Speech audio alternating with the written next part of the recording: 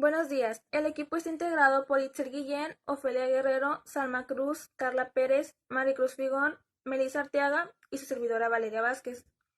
Hablaremos sobre el tema de evaluación de las herramientas básicas de retribución. Yo comenzaré hablando sobre el subtema 2.1, metodología para elaboración de la estructura salarial, la cual consiste en establecer los correctos criterios de evaluación y establecer una clara jerarquía entre los puestos de una empresa, ya que de ello emana la elaboración de políticas para definir los sueldos y las guías de su incremento. Esto conlleva que se desarrollen actividades como parte de esta función. Las principales son la selección de un modelo de evaluación de puestos, descripción y análisis de puestos, formación y capacitación del comité de evaluación de puestos, la elaboración de la estructura salarial, así como elaborar guías de aumentos con base en la evaluación del desempeño. Este proceso que se sigue para definir la estrategia de pago por una organización está integrado por una metodología que conlleva diversas etapas, las cuales son el analizar y describir los puestos, evaluación de puestos, formular el comité, capacitar a los que conforman el comité, evaluación de puestos y la curva de equidad interna. Para definir cuánto se debe pagar a un colaborador por su trabajo, las organizaciones emplean diversos métodos en la que la mayoría de las organizaciones empresas coinciden. Estos son medir internamente. Esto es relacionado con todo aquello de la equidad interna. Comparar contra el mercado. Esto refiere a la competitividad externa, ya que la competencia es un factor muy importante a tomar en cuenta. Medir el costo de la vida, analizar su capacidad de pago, definir su política de pago y por último evaluar el desempeño.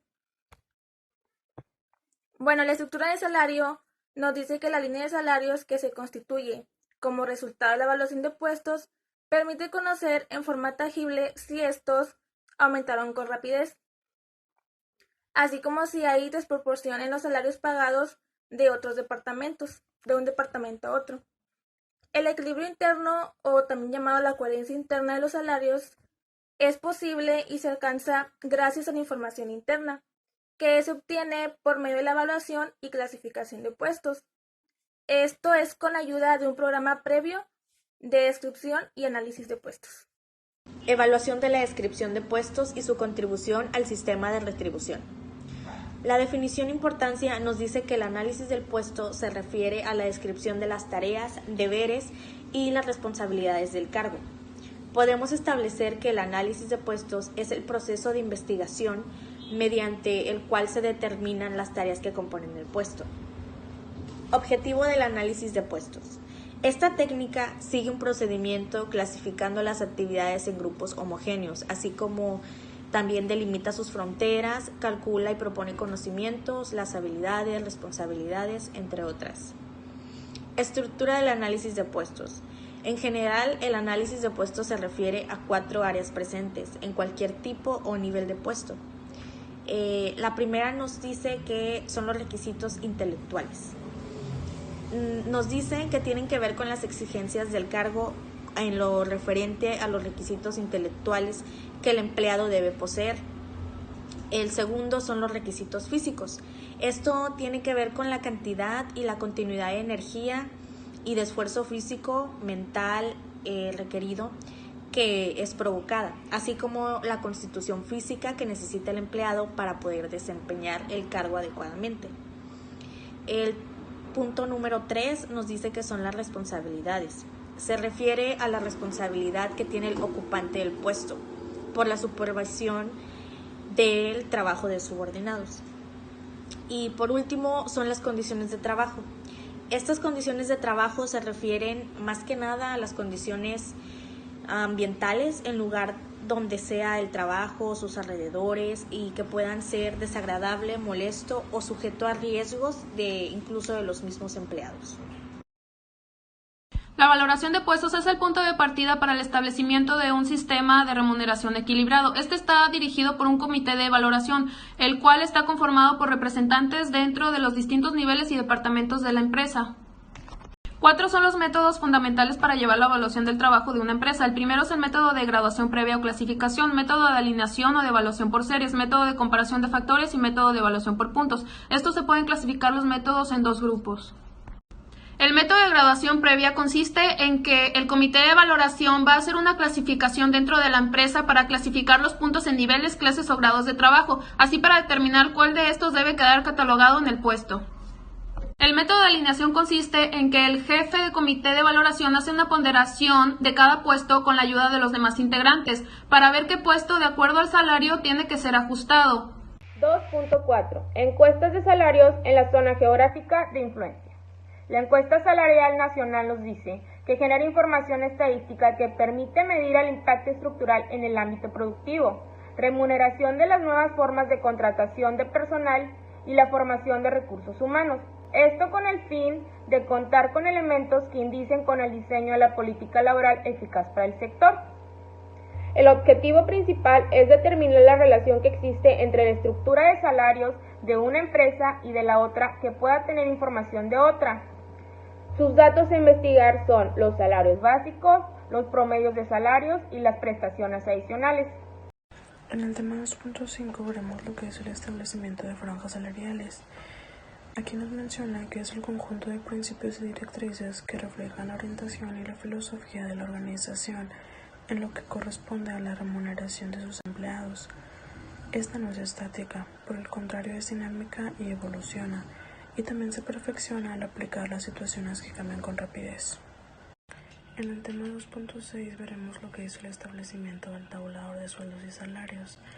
Este documento delimita los niveles máximo y mínimo para retribuir un puesto de trabajo y permite flexibilidad a las dependencias y entidades para asignar sueldos a los cargos específicos de los mismos. La importancia del tabulador nos menciona también que es darle certeza a los directivos y a los empleados de que el sueldo se está manejando sin preferencias. En el tema 2.7 veremos otros elementos en la contribución a la retribución. Estos son las necesidades del trabajador, posibilidades y políticas de la empresa, encuesta salarial y reglamentación legal. Como primer punto tenemos las necesidades y las posibilidades de los trabajadores. En simples palabras, estas son lo que la empresa debe de cumplir para satisfacer las necesidades de los trabajadores. Deben cumplir con las disposiciones de las normas del trabajo, deben tener salarios e indemnizaciones correspondientes a la ley y deben cumplir con un local seguro. Todo esto para que los empleados puedan sentirse a gustos en su entorno de trabajo. Siguiente punto tenemos las políticas de la empresa. El objetivo de las políticas de la empresa es ofrecer una remuneración equilibrada y constante a los empleados. Para la elaboración de las políticas se deben incluir los elementos salariales, incentivos a corto y largo plazo, el nivel de la retribución y por último la retribución basada en antigüedad. Después tenemos la encuesta salarial. Este es un método estándar para averiguar lo que otras empresas pagan por sus puestos en las organizaciones. Esto para tener una referencia de cuánto es el valor del puesto. Y por último tenemos la reglamentación. Esta está fundamentada en el artículo 422 de la Ley Federal del Trabajo, el cual dice que el reglamento interno del trabajo es el conjunto de disposiciones obligatorias en el desarrollo de los trabajadores en una empresa. Tema 2.8. Evaluación de la evaluación del desempeño y su contribución al sistema de retribución. La evaluación es un proceso para medir el rendimiento laboral del trabajador, con el objetivo de llegar a la toma de decisiones objetivas sobre los recursos humanos. Una evaluación bien manejada sirve como instrumento de supervisión y desarrollo personal. Objetivos de la evaluación del desempeño. También se pueden entender como una especie de inspección de calidad en la línea de montaje o como una valoración del trabajador en el cumplimiento de sus obligaciones. Usos de la evaluación del desempeño. La evaluación del desempeño no es un fin en sí mismo, sino un instrumento, un medio o una herramienta para mejorar los resultados de los recursos humanos de la empresa. Para esto hay que mejorar los resultados de los recursos humanos de la empresa y la evaluación de desempeño trata de alcanzar diversos objetivos intermedios.